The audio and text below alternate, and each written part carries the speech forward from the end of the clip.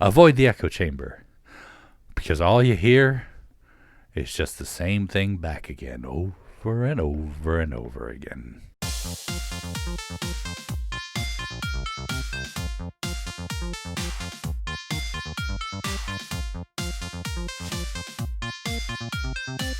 Hello, ladies and gentlemen. My name's StepsBasic, and welcome back to my community show.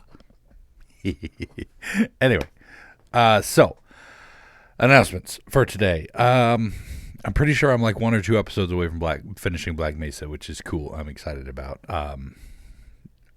It has gotten really good. If you haven't caught up on the last episode, oh my god, so crazy. But I'm loving it.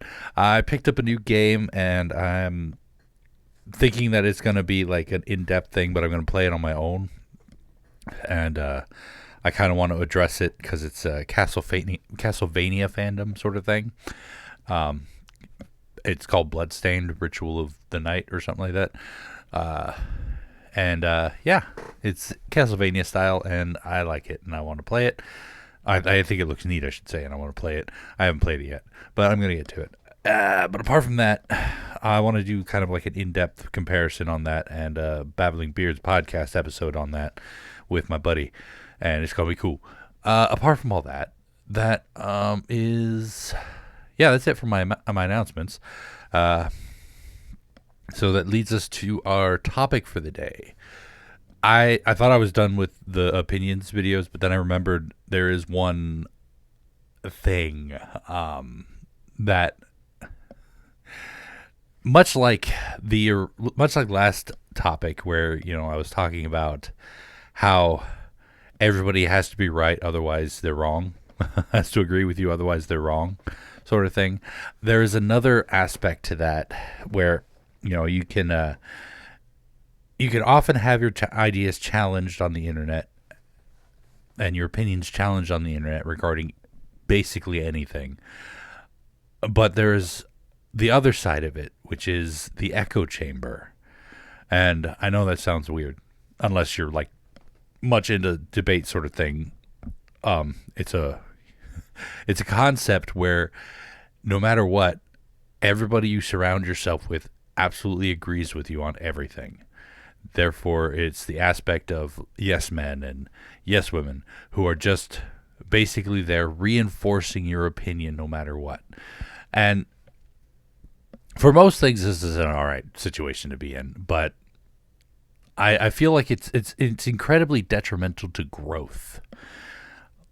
Now, I don't necessarily mean that you're always going to be changing your opinion no matter what, because your opinion should be yours, should be private, should be not so much private, but you know what I mean.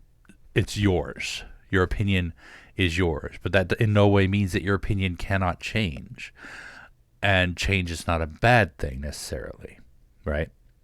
And that's where we come back to the game, The Last of Us 2, where you fall into these echo chambers where everybody is on your side. Everybody thinks that your opinion is exactly spot on because of whatever, whether you like it or you hate it. And yes, there are echo chambers for both sides of this. But I always have said that, again, the whole you cannot form an opinion without actually experiencing it. But also, you should always be open to having more information come in, because in a lot of situations, like me myself, I hold no opinion about the game whatsoever, other than it is a sequel title in a game series now that I really liked, and by a company that does really well. And so now I'm sitting here like, okay, so it should be somewhat decent, at least as far as gameplay is concerned, and story should be interesting, blah, blah, blah. That doesn't mean that all that information is correct. You know what I mean? So holding my opinion as I do, which is kind of a baseline, I don't know anything about this game, but it has a precedent that is good. It has is following a good precedent. Is open to more information. Specifically, when I play the game, my opinion will change, either for the better or for the worse. If I have an opinion about a certain part of the game that comes up from my experience. Like, I don't know, say I don't like the way this character dresses or the way this character looks. And I say that, and then I have 500 other people saying, yeah, you're right, that's terrible. But then that becomes an echo chamber. But when I want to step out of my echo chamber, that's when I suddenly have my opinions challenged. I have other people telling me, well, this person looks this way because such and such. And it's important because such and such. Now, a little bit of a not really a spoiler, but this comes up specifically around the character Abby, where people talk about, amongst other things, she looks too buff to actually exist in the world, as it were, in a post-apocalyptic world, blah, blah, blah. Lots of information. Yes and no. Specifically, in my opinion, I don't like the way she looks, based solely on it is not the type of combat style I would choose in a post-apocalyptic world, like The Last of Us.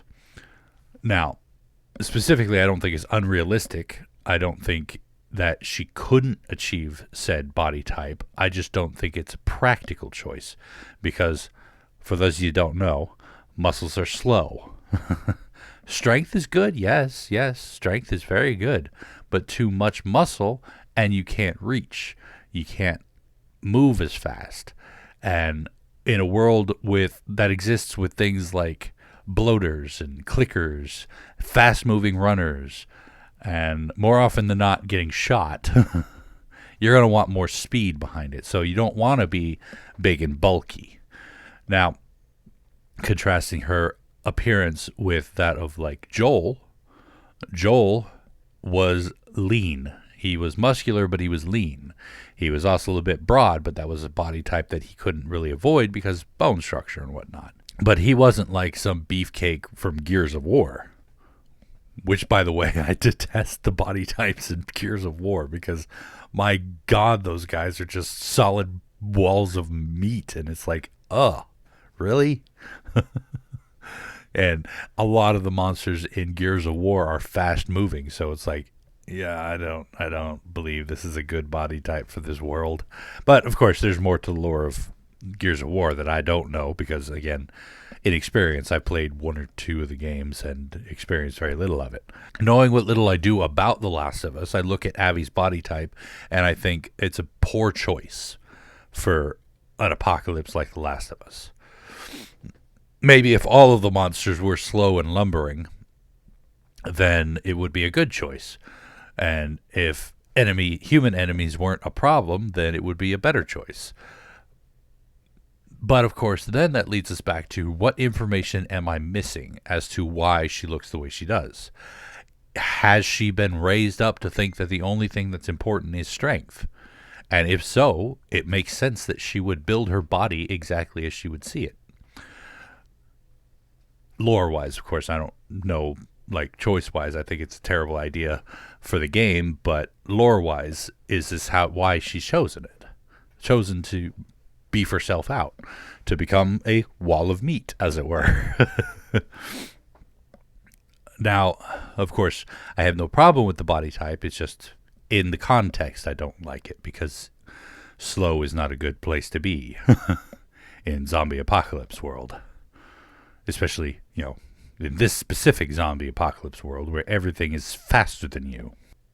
That's where the whole idea of getting out of your echo chamber comes into play. Like, I love hearing other people's opinions, other people's points of view. It sometimes, for the most part, it just strengthens my own opinion because I see the types of arguments that people propose and I see why they're wrong. And it's important to be able to understand why people think that way. Like, I often find myself, funny enough, having to defend myself with people who agree with me simply because they ask a question like, why, if such and such is such and such? Basically asking the opposing point of view, to which I often have the answer because I take the time to listen to other people. And with big political debates, big social movements and whatnot, I understand both sides, regardless of what my opinion is. So if somebody asks specifically, why is such and such's opinion this way, I can come right out and say, it's because such and such. And then people are like, oh, what, you believe what I don't believe, blah, blah, blah, blah. And then I get challenged, and I'm like, no, I actually agree with you, but you asked a specific question, and I gave you an answer.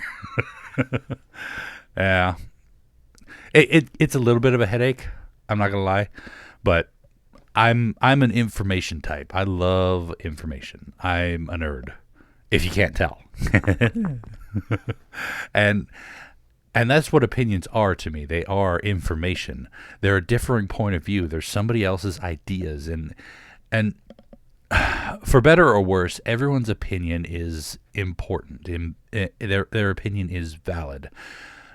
Opinions can change, and in some cases very much should change.